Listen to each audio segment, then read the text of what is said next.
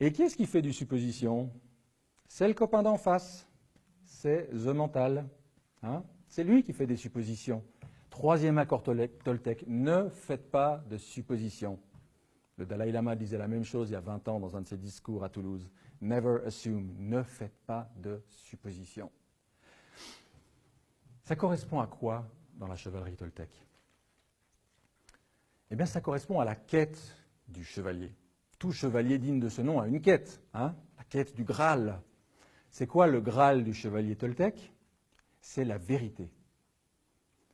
Il veut être dans la vérité, il veut être dans ce qui est vrai, dans ce qui est réel. Il n'a pas envie d'être dans les suppositions, dans les croyances, dans les hypothèses, dans les fantasmes, dans les illusions. Il veut être dans ce qui est réel, concret, vrai. Et donc ça va signifier deux choses différentes selon les cas. Premier cas, au lieu de faire des suppositions dans une relation proche avec ma femme, avec mes amis, avec mes collègues, je prête des intentions aux autres. Vous savez, c'est une expression géniale, elle existe en français. À ma connaissance, elle n'existe pas en anglais, elle n'existe pas en allemand. Je ne sais pas s'il y a d'autres langues où on a cette expression « prêter des intentions à quelqu'un ». C'est génial pourtant. Ça veut dire « je te prête mes intentions ». Puis attends, je ne vais pas choisir les plus belles, les plus lumineuses, les plus géniales. C'est forcément les pires. Hein? Puis alors, d'abord, je te prête des intentions tordues, et ensuite, je réagis personnellement aux intentions que moi, je t'ai prêtées. Circuit fermé. Autisme psychologique. On verra le lien qu'il y a entre ces deux accords, entre le cœur et le mental. Hein. Donc, au lieu de faire ça, la première chose que nous suggère Miguel, c'est parler, communiquer, poser des questions, aller vers les gens, demandez-leur, tiens, pourquoi tu as dit ça? Ou pourquoi tu as fait ça? Au lieu d'imaginer. Puis des fois, les choses ne seront pas du tout celles que vous avez imaginées. Stephen Covey raconte qu'un jour, il était dans le métro. Et il y avait à côté de lui un monsieur prostré dans un coin comme ça, avec ses deux fils. Et les deux fils étaient complètement déchaînés. Ils foutaient un souk dans cette rame, ça criait, ça bougeait, etc. Donc première réaction de Covey, c'est de dire ça y est, voilà. Typique, le père des missionnaires, pas foutu de tenir ses gamins, et vas-y que je te dérange toute la rame, etc.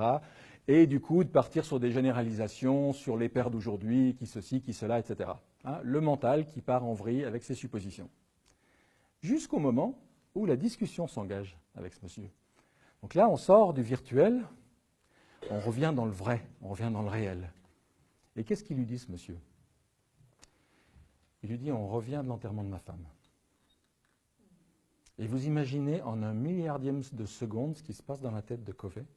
Comment toutes ces suppositions, comment tous ces sentiments, comment tout s'inverse. Tout d'un coup, il se rend compte que cet homme, il vient d'enterrer sa femme. Ces deux gamins, ils viennent d'enterrer leur mère. Et tout d'un coup, leur comportement, lui prostré dans un coin, les deux gamins qui décompensent dans la rame, tout change. Tout change. Voyez? Et en fait, ce que je raconte là dans un exemple un peu fort, mais on le fait tout le temps. On est tout le temps en train de prêter des intentions, en train de supposer qu'il a dit ceci, qu'il pensait cela, que machin, que ci, que ça. Qu'est-ce qu'on en sait? Et si on allait vérifier? Et vous savez là où c'est le plus important de vérifier? C'est avec les gens qu'on connaît bien. Oh, mais je le connais comme si je l'avais fait. Hein, on dit de son fils ou de sa fille ou de... Eh ouais, mais les gens, ils peuvent être surprenants, ils peuvent faire des choses pour des motifs qu'on ne suppose pas. Ça vaut la peine de poser la question. Et des fois, on a des tas de surprises.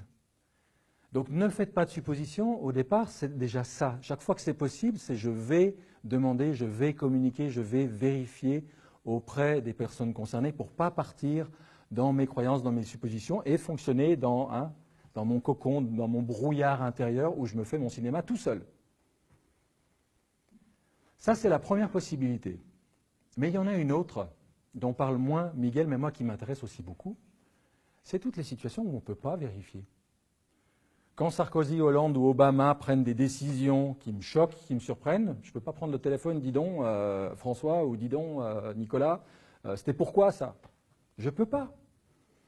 Quand un type me fait une queue de poisson sur la route, je ne vais pas le tracer à travers toute la ville ou toute la campagne pour lui demander pourquoi il m'a fait une queue de poisson. N'est-ce pas? Donc il y a des tas de situations, à travers les infos qu'on voit, à travers les choses qui nous arrivent, où on ne peut pas aller vérifier le pourquoi du comment. Qu'est-ce qu'on fait là? Eh bien là, rebelote, je vous invite à inverser ce troisième accord Toltec. Au lieu de « ne faites pas de suppositions », Moi, je vous dis, faites plein de suppositions. Pourquoi? Parce qu'en fait, si vous regardez vraiment ce qu'on fait tous, on est tous pareils, hein, on ne fait pas des suppositions, on en fait une seule et on y croit. Et comme on y croit, on est sûr que c'est vrai, on est sûr que c'est réel, alors que c'est complètement bidon. Le type me double et me fait une queue de poisson en voiture. Ma première supposition immédiate, je n'ai même pas besoin d'y réfléchir, elle vient toute seule.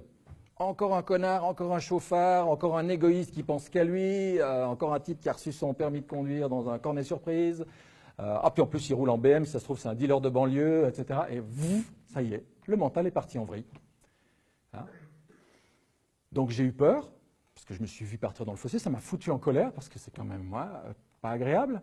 Mais au lieu que ça s'arrête là, non, maintenant le mental, il est parti, donc au lieu d'avoir juste une petite vague émotionnelle, là, j'en fais un tsunami, là.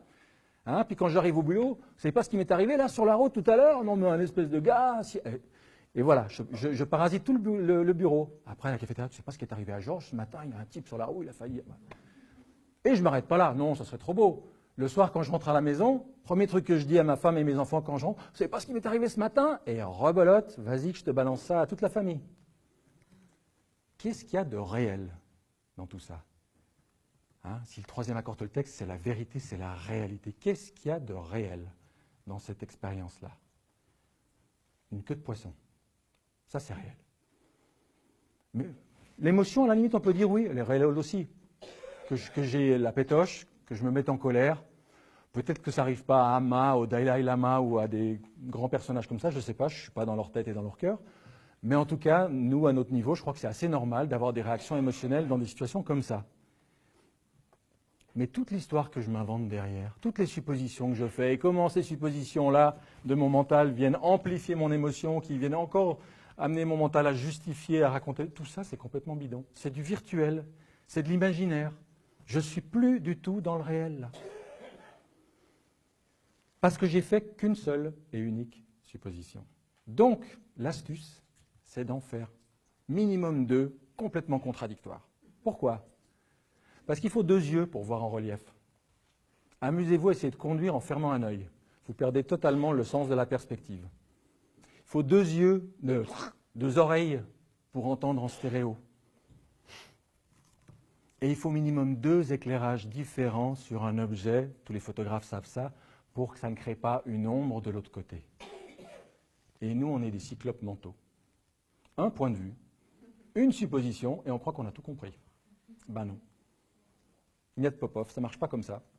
Minimum 2 suppositions. Donc, comme forcément la première, négative, pas cool, pas sympa, elle est venue toute seule, je me force tout de suite à en trouver une deuxième. Tiens, si ça se trouve, sa femme est en train d'accoucher sur la banquette arrière.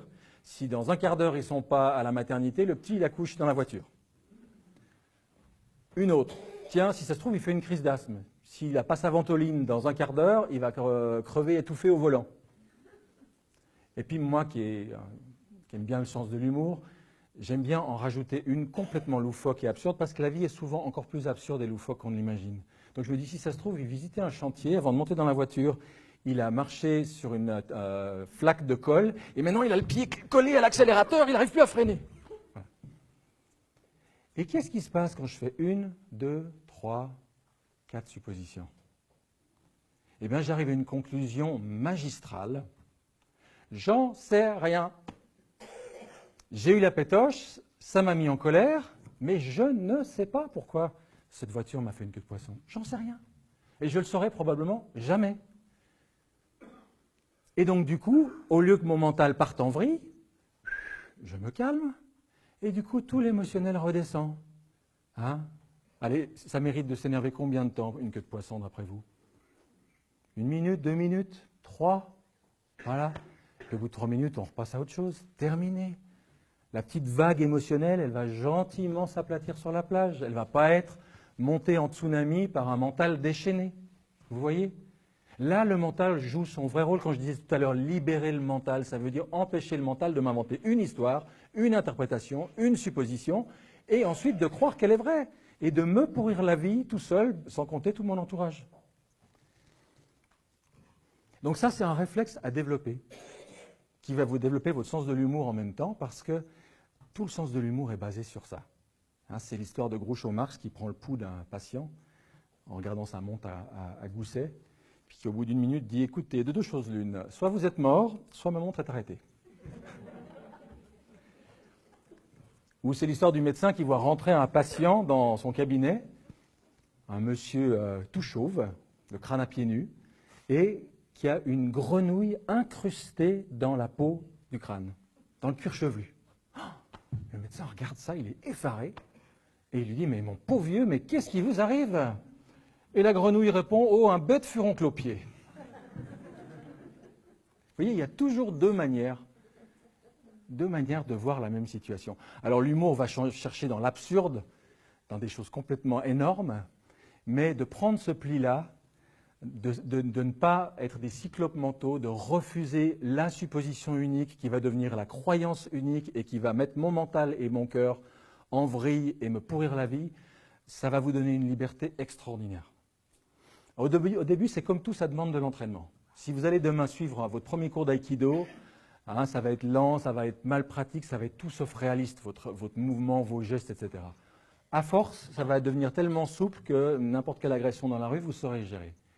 Bon, c'est sur des petites choses du quotidien. C'est avec la caissière au supermarché, c'est avec vos enfants, c'est à l'école, c'est partout qu'il faut s'entraîner à se dire « Tiens, si je voyais ça autrement.